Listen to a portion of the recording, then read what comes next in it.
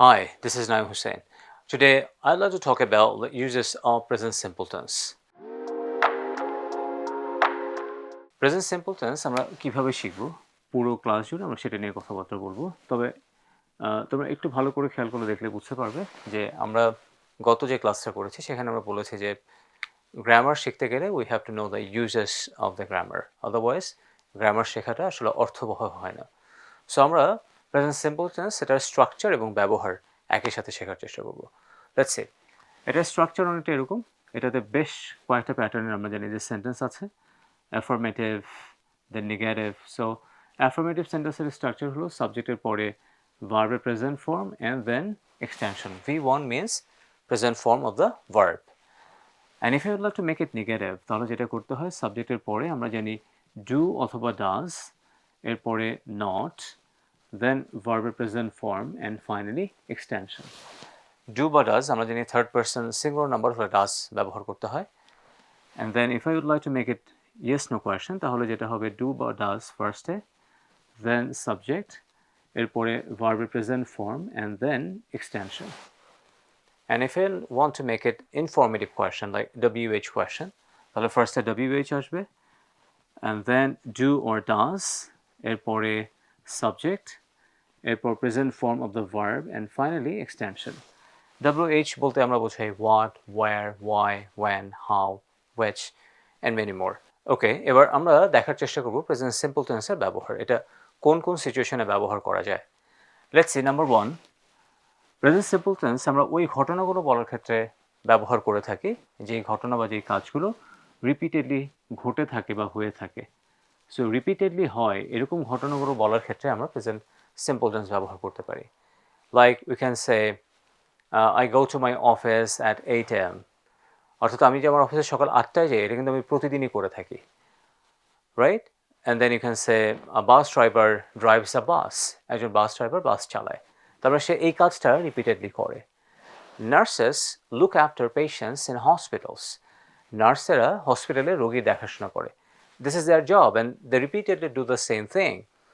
So আমরা আমাদের লাইফে এরকম যদি কোনো ঘটনা খুঁজে পাই যে ঘটনাগুলো আমরা রিপিটেডলি আমাদের জীবনে ঘটে থাকে বা আমরা যে কাজগুলো রিপিটেডলি করে থাকি, এই ধরনের ঘটনাগুলো আমরা প্রেজেন্ট সিম্পল টেন্সের মাধ্যমে লিখতে পারি।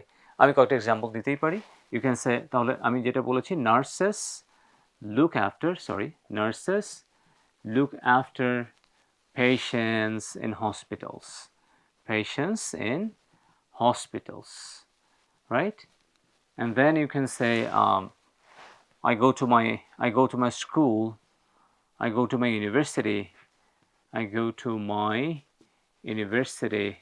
at 10 AM. আমি হয়তো সকাল 10টায় আমার ইউনিভার্সিটিতে যাই। এই কাজটা আমি রিপিটেডলি করে থাকি। সো এরকম রিপিটেড ঘটনা যদি ঘটে থাকে বা যে কাজটা আমরা প্রায় রেগুলারই করে থাকি, এই ধরনের ঘটনাগুলোকে আমরা প্রেজেন্ট সিম্পল টেন্সের মাধ্যমে তুলে ধরতে পারি। নাম্বার 2, আমরা আরও একটা ব্যাপার নিয়ে কথা বলতে পারি যে ঘটনাগুলো জেনারেলি ট্রু, আমরা যেটাকে বাংলায় শিখে এসেছি চিরন্তন সত্য, এই ধরনের ঘটনাগুলো। What can I say? The sun rises at the east, clear? The earth goes round the sun. এই ধরনের যে ঘটনাগুলো থাকে সেই ঘটনাগুলোকে আমরা প্রেজেন্ট সিম্পল টেন্সের মাধ্যমে তুলে ধরতে পারি। So you can say the earth goes round the sun. The sun rises in the east, the earth goes round the sun. এই ধরনের যে ঘটনাগুলো যেগুলো ন্যাচারাল বা যেগুলো চিরন্তন সত্য, এই ধরনের ঘটনাগুলোকে আমরা প্রেজেন্ট সিম্পল টেন্সের মাধ্যমে তুলে ধরতে পারি। আমরা এখন যে কাজ করব সেটা হলো এই টেন্স ব্যবহার করে ছোট কোনো একটা স্টোরি আমরা মেক করব। চলো এবার আমরা দেখি প্রেজেন্ট সিম্পল টেন্স ব্যবহার করে আমরা ছোট্ট একটা স্টোরি মেক করে ফেলতে পারি। কিভাবে হতে পারে? যেমন তুমি সারাদিনে কী কী কাজ করো সেটাকে তুমি চাইলে ইংরেজিতে বলে ফেলতে পারো। আমরা অনেকেই ভাবি যে আমরা প্রতিদিন কী কাজ করি সেটা আমরা ইংরেজিতে বলতে পারবো কি না, কিংবা আমাদের মধ্যে একটা ভয় কাজ করে, হুইচ ইজ রং। কারণ আমাদের রেগুলার লাইফে যে কথাগুলো আমরা বলতে চাই সেটা বলার জন্য আমাদের অনেক বেশি জিনিস শিখতে হয়, ব্যাপারটা এরকম না। আমরা যা জানি সেটাকে যদি আমরা এখন থেকে একটু অ্যাপ্লাই করতে শুরু করি তাহলে আমার বিশ্বাস যে আমরা অল্প সময়ের মধ্যেই এগুলো আমরা আমাদের রিয়েল লাইফে ব্যবহার করতে পারবো। সো লেটস সে তুমি প্রতিদিন কী কাজ করো কিংবা আমি প্রতিদিন কী কাজ করছি সেটা যদি আমি লিখতে চাই, then I have to use present simple tense, right? যেমন আমি বলতে পারি যে I get up at 5 AM, আমি সকাল 5টায় ঘুম থেকে উঠি, রাইট? অ্যান্ড দেন আমি কি করে থাকি? Then you can say then I take, or you can say then I brush my teeth and take ablution. You can use both. You can say then I brush my teeth and take ablution. অর্থাৎ আমি আমার you can say then আমি আমার দাঁত brush করে থাকি এবং ওযু করি। After that you can say I say my Fajr prayer.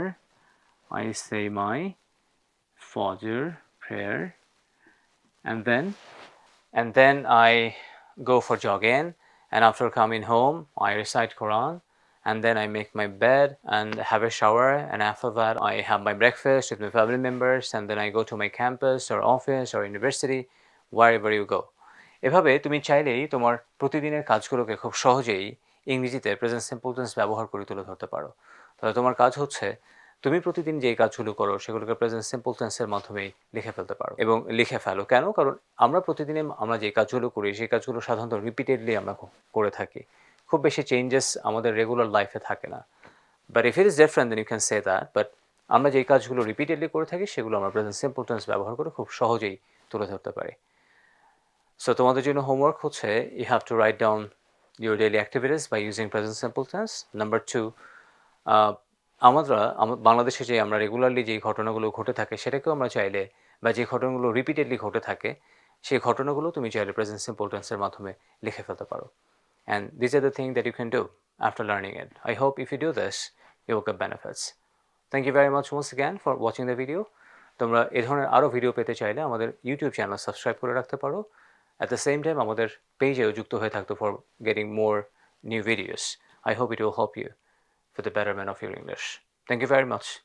Goodbye.